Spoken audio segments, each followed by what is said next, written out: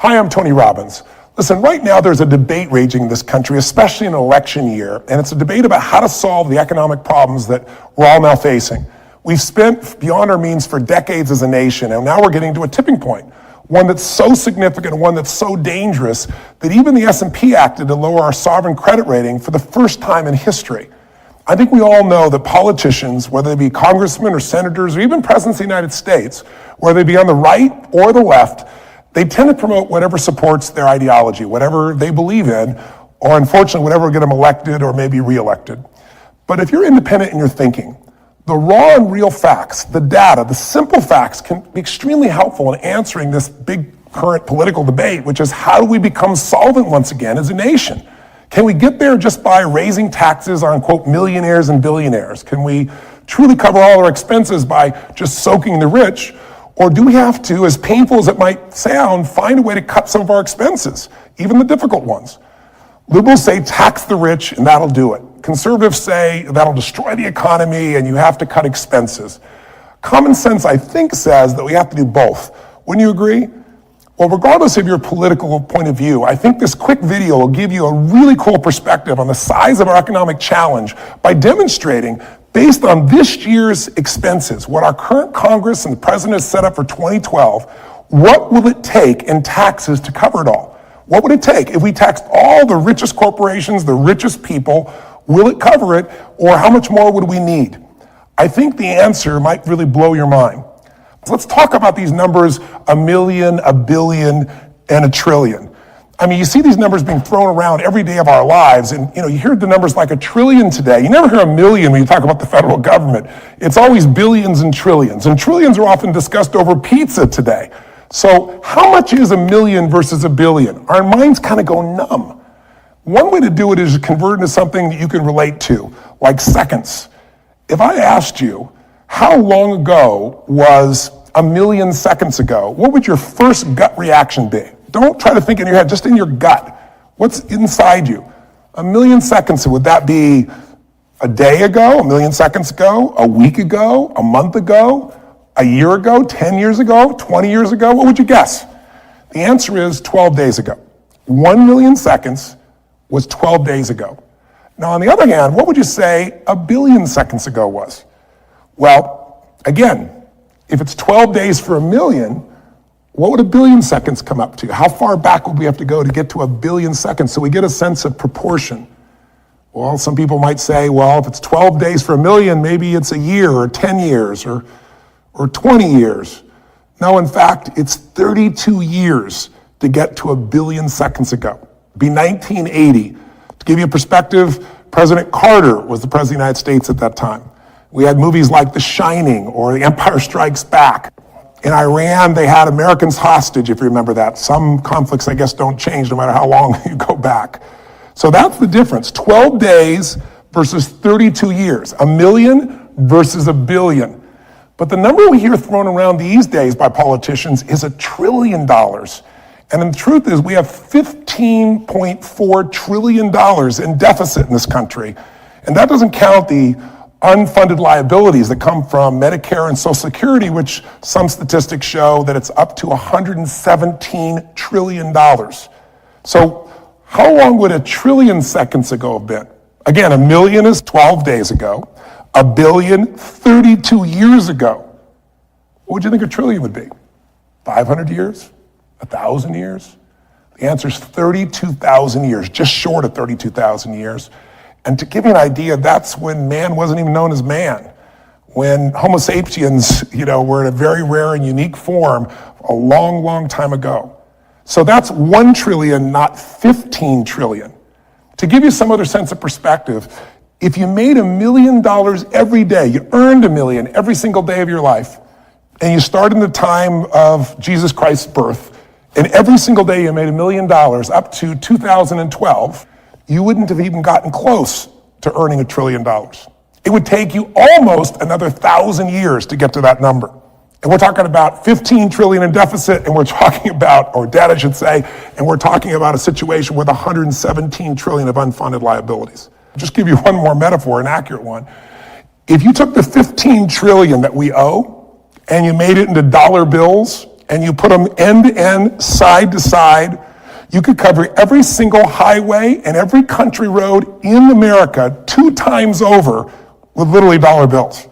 It's such a staggering number, it's beyond imagination. And yet people throw these numbers around because people don't make much of a difference in their mind between $1 million and $1 billion.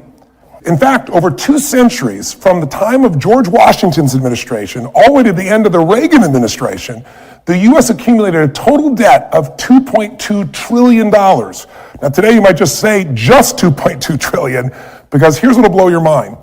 In the last 24 months alone, between August 2009 and August 2011, we've created an additional debt of $2.95 trillion, almost $3 trillion that we've accumulated literally in 2 years, more than it took us to accumulate in 200 of the previous years of all the American administrations.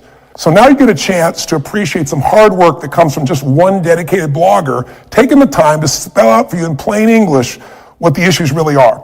When I was looking online, trying to find ways to be able to show you a visual way to see quickly what the deficit is, or I should say what this year's spending is going to be and how we're going to meet it, I came across this blog by this man named Iowa Hawk, who is more of a conservative. I'm more independent, so I'm not going to use his inflammatory language, but what he did a damn good job of, and our research team went and did additional research on, is coming up with the real numbers. And this is his format. So I'm going to pretty much take what he got put it out in his blog and make it more visual for you in this video. So I want to thank you, Iowa Hawk, in advance for putting this brilliant information out. And you can find Iowa Hawk at iowahawk.typepad.com if you want to read his material.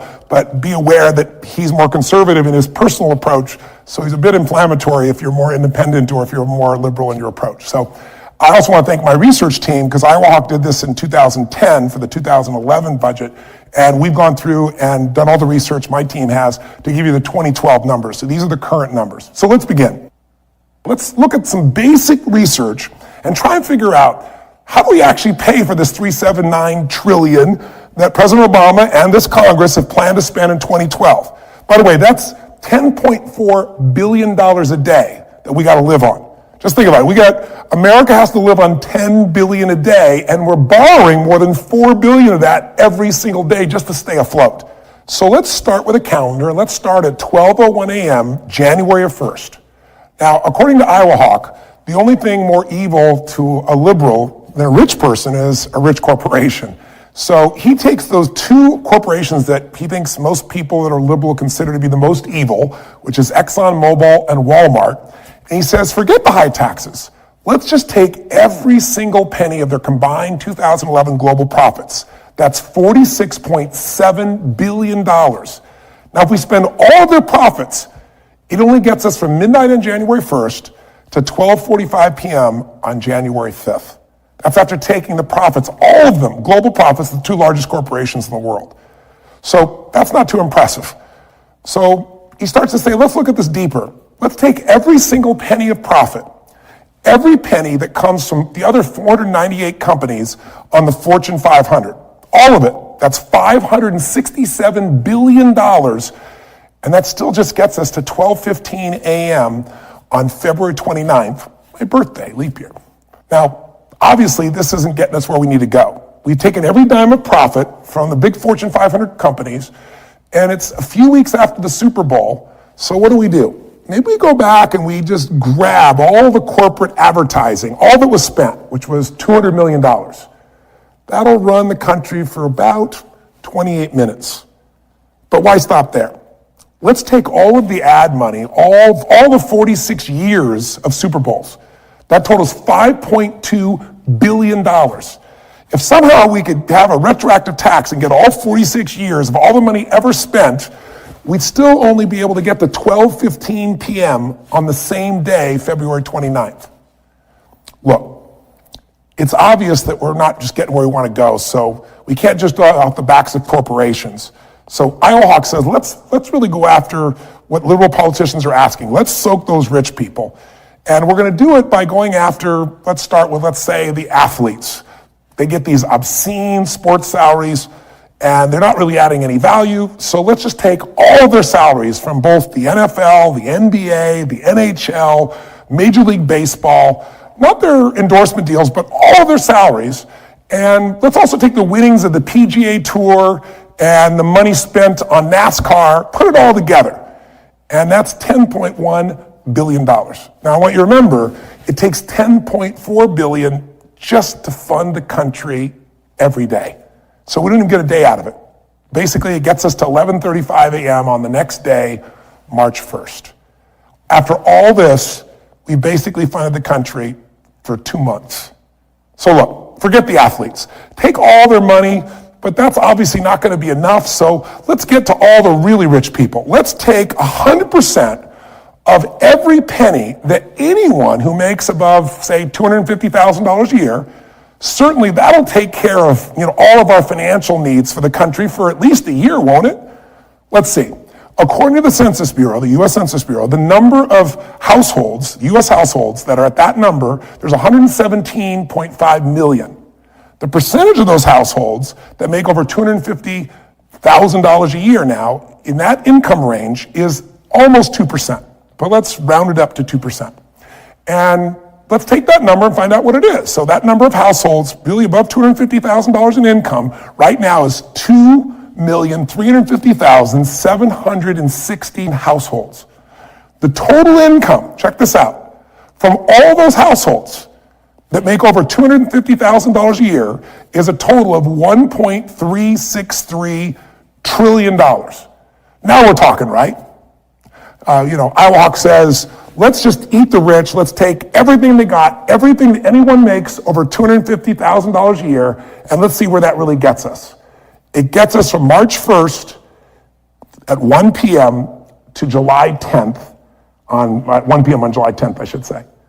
Now, where do we go from here? We've taxed the richest people in the world, the richest corporations in the world. Look, obviously, we're going to have to really cut some spending somewhere.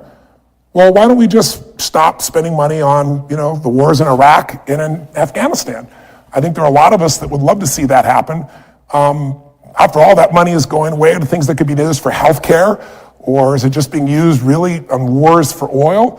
So let's not spend another dime starting tomorrow. Let's just somehow cut it all off instantaneously, and let's all bring them all home right now. Many people would support that.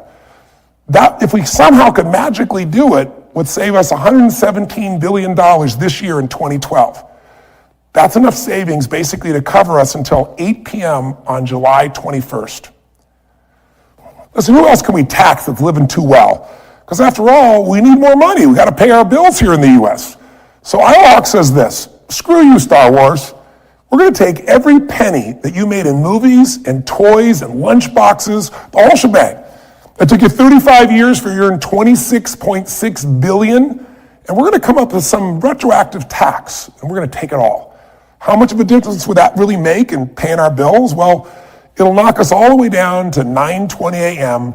on July 24th. Well, look, everyone knows those Hollywood people. They only employ rich actors and producers and directors, and they all live in Beverly Hills. So let's evict everyone in Beverly Hills. Let's confiscate their home, and let's sell all their homes at market value. Look, there's 15,000 homes in Beverly Hills. The average price, $3.2 million. That'll get us $48 billion paying our bills through July 29th of this year. Still in July. Obviously, this isn't working. So IWOC says, look, Michael Moore assures us that there's plenty of money out there, and it's all tied up with the rich. So guess what, liberal billionaires Warren Buffett and Bill Gates, he says, tough luck for you. His suggestion, you guys are worth $100 billion between the two of you. Maybe it's time for an accidental fall down the stairs. And through the inheritance tax, we will magically keep 50% of that loot, and that'll give us $50 billion to help pay our bills. How far will that get us this year? Well, really, if we killed them both off and took half of everything they have, it gets us to 7 p.m. on August 2nd of this year. All right, look, let's get serious. There's 398 more billionaires in America, according to the latest Forbes 400, with a combined total net worth of $1.4 trillion. He says if we can just arrange a few more hundred accidents at 50% death tax, kill them all off, take all their estate money, and we'll have another $700 billion. But even still, after killing all the U.S. billionaires and all the jobs and opportunities they create, it helps us pay our bills only until 2 a.m. on October 9th of this year. We're still not even to pay our bills for the entire year. Okay, let's forget this mamby-pamby 50% nonsense, he says. Kill all the billionaires and forget 50%. Forget their heirs. Take all of their money, all of it. They're all crooks anyway. Take everything and take, well, let's say the 100 or so other almost billionaires. Take everything they've got as well.